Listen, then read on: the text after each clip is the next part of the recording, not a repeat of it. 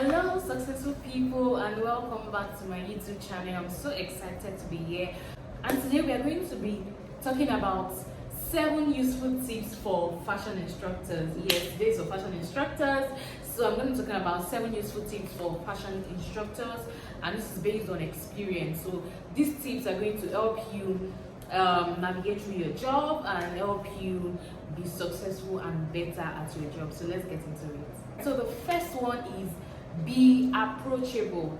Be approachable. So this is just general human relation skills. People would reach out to you more when they feel like you are approachable. That's just it. When you see 2 people and one is always frowning at you and the other is always smiling, even if they're not saying anything, but when you greet them, they're like, "Oh, good morning, how are you?" You are more drawn to speak with that person. You are more drawn to tell the person, "Oh, I'm going through this and this." You are more drawn to tell the person what exactly you are feeling. So you feel at that moment that that person is approachable to you. So that's why you can go and meet them. It's not because they called you, it's just that you just feel like this person smiles at me, maybe you should give me a listening ear. So be approachable, learn to smile. Of course, sometimes you want to be firm, you don't want to be too playful with your students so they don't take advantage of that. But know the boundaries. It's just like 50-50. You want to smile, you want to play with them just a little bit so they know that, okay, we are serious. When we are serious, we are serious. When we are playing, we are playing. So we are approachable. The next one is get inspired.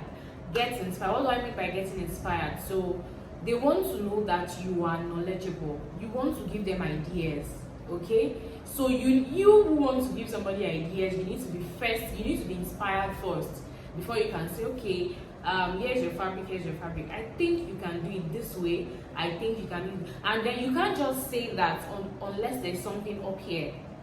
Okay, unless there's something up here. And through that, when you have something here, it means that you are looking out through different places to get yourself inspired, so the ideas download to you and then you can offload it to them. The next one is to pay attention to your students and listen. That's very important. Pay attention to your students and listen. So there are times when your student might be going through maybe even something that is related to family and they're not paying attention in class. You spoke and then all of a sudden you realize that you are asking, what did I say? Okay, mention the 2 things I just said and the whole class is saying it, but one student is not saying it, yet the student is looking at you. So if you don't pay attention, you'll be like, "Oh, she's trying to be rude." So stand up. What did I say? And she's like, "I didn't hear what you said." "How can you not hear what I said? Get out of my class." So that is you not paying attention. If you had paid attention, you'll have noticed this person looks down, this person is far away. So you are trying to, no matter the amount of students you have in class, it's really always advisable to have the number of students you can handle. But no matter the amount you have, you need to at least let your eyes move around the entire class and look at everybody. You might not be able to say, okay, I want to look at this person for 5 minutes, then look at the next person for 5 minutes. Imagine if you had like 20 or 30 students in class, you can't do that. But your eyes is moving all around and you're seeing each student. Are they paying attention? There is the way the facial expression is, if they're actually following you and paying attention. And then listen to them. So there are times when your students are trying to say something, they might not say it well.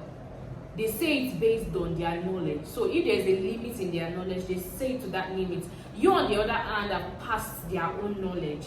You are no longer limited by that level of knowledge. So you might want to start thinking, oh, maybe she meant to say this and she's saying this. Your knowledge is the advantage for you to dissect and understand what they are trying to say. So listen to the words that they are not even saying.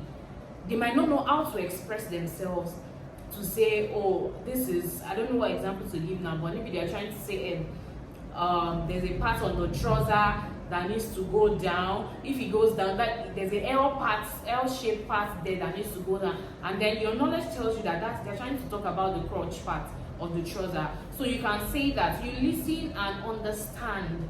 Listen to understand. Sometimes, of course, because you are teachers, you want to listen and immediately give them the answer. But listen to understand. The next one is listening to yourself. This one I want to emphasize on it because it happens to me sometimes, especially when you are tired.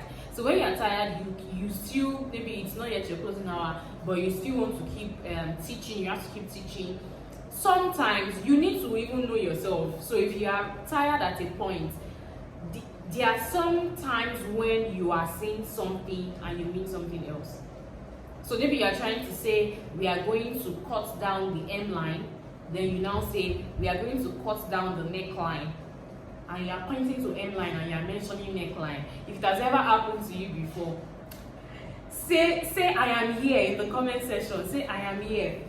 So it has happened to me before. Most times I understand is when I'm hungry and tired, combination of hungry and tired.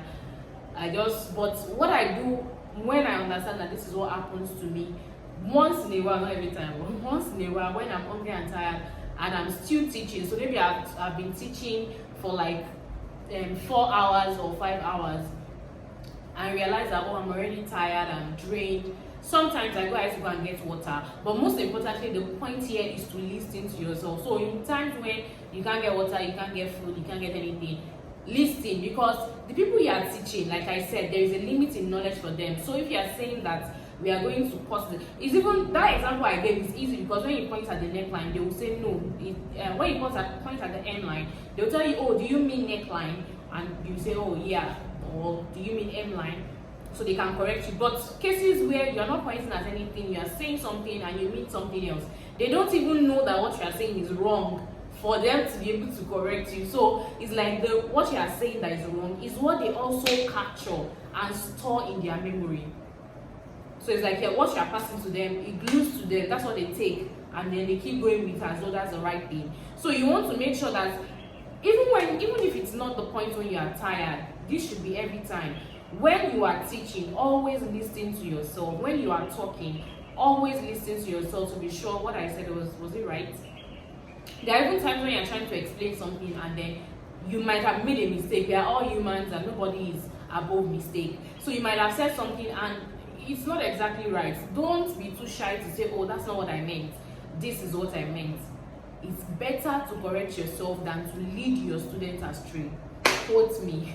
So another tip I want to drop is double check your terminology. So I've realized that over time, especially in this part of the world, there are so many terminologies we use in fashion designing that is wrong.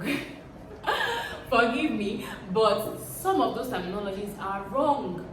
But because it is popular, it's a common term that like a number of people use, so we don't double check to see that, oh, let me confirm if this is right or wrong. Even sometimes in our spellings, we don't confirm, we just say, oh, I saw this person write it online, I saw this person write, I saw this person, I saw that person. Almost like tempo written is they can't all be wrong. My sister, my brother, they can be wrong. It could be that they also heard it from someone. There is this we know flared. Some people call flared free yard. And sometimes I ask, what is free yard? But I came to realize that sometimes from the Yoruba tribe in Nigeria, some Yoruba tailors call flared free yard. And it might be correct in that term. I like to categorize it as a Yoruba term. If I am wrong, please write it in the comment section. Madam Losodio, Miss Losodio, you are wrong, and I would like to be corrected. But sometimes I feel like it's a Yoruba term for the word flared. So if you learned there, most likely they taught you with Yoruba, so they needed to teach you that way. But when you are speaking English or you are teaching someone in a fashion school, which your language for teaching is English, you can't be telling them this is free yard. When you explain to them it's free yard, they take free yard as an English word. Okay, so aside that, there are so many terms that we use that we don't double check. The spellings, even the pronunciation. That's very, very important. We don't double check. We just say, I heard this person pronounce it like this, so it should be right. If somebody pronounces online, the truth is I can say something here in this video and pronounce it, and it might be wrong, but because you feel like, oh, I saw this video on YouTube, it is definitely right. Sometimes it's not right. Okay, so double check.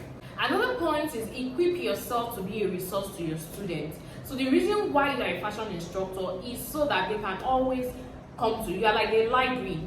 So I need to learn something, I need to research on something, I can come to the library, I can go to the library and open books and quickly get an answer. So you as a fashion instructor, you are meant to be a resource. So equip yourself to the point that even when your students are asking you questions, you can give them, it's just like What's that link? You are giving them resource, you are giving them extra reference. Yes, I was looking for the word reference. You are giving them extra reference that, oh, you can refer to this and this and this. That's what a book does. When you look at the back of a book, you see a list of reference. So it means that even what that book is teaching you, you have reference for it. There are other places you can refer to. So that is what you need to be. You need to, if you don't research and understand where you can get extra resource, you yourself can be a resource. Now you can call a book, oh, this book is so resourceful, because you are opening, you are seeing a lot of reference. So that's what you are meant to be. Okay, and I'm going to move to the last point before we say goodbye. The last point that I like to always emphasize for fashion instructors and people I've worked with is avoid helping a student with classwork or assignments because they are not getting it. Yes, see, quite a number of us are tempted to do this. You are like, okay, I'm explaining this, the student is still not getting it. Oh yeah, bring your pencil. Oh yeah, stand up from the machine, let me help you sew it. Or bring your pencil, let me help you draft it. As much as you are feeling like, oh, you're trying to save yourself time and stress of having to explain again, you are not teaching the students well. Why? Because the students will become dependent on you. They know that once they don't get it, you take the pen and you can help them do it. When we were small and you took your assignment to your parents, if your parents were taking the book and saying, yeah, you go and play, let me help you write the assignment, they are helping you write it, you won't know anything. If you want to help them, tell them, take the pen. Okay, so you've forgotten this step and this step. Now you are meant to go down 2 inches down, or you go down 3 inches, or you go down 3 inches, or you come to the side. Okay, so they are doing it themselves. When you do things yourself, it sticks more and you remember. Sometimes when they see that, oh, maybe they are still not getting it, what I do, my students know me, what I do is, okay, I'll take the pen. Maybe, for example, if it's like I'm trying to call a place, there's no how you really want to explain how to call. When you explain and they still don't get it, I'll take the pencil and say, this is what I want you, this is how I want you to call. And say, okay. Then I say, bring me the eraser. And I clean off where I called. I tell you, I did that. So I can't mark you because I did it. So I'm going to erase stuff. I already showed you how to curve it. So you go ahead and curve it the same way. So you know you used your hand. See, there's this joy you get when you do things yourself. Not then someone asking you, who did it for you? And you're like, my teacher helped me to do it. That's not why they came to fashion school. At the end of the day, you are training these students to become independent and to be able to survive and achieve things without you. Okay, so I hope with this 7 points of mine, I've been able to convince you and not to confuse you that these tips can help you become a better fashion instructor. So if you have more tips that you think it can also be helpful, drop it down in the comment section. Don't forget to subscribe. And if you have subscribed, please like the videos. Refer to our other videos as well. Yes, see you in the next video. Bye bye.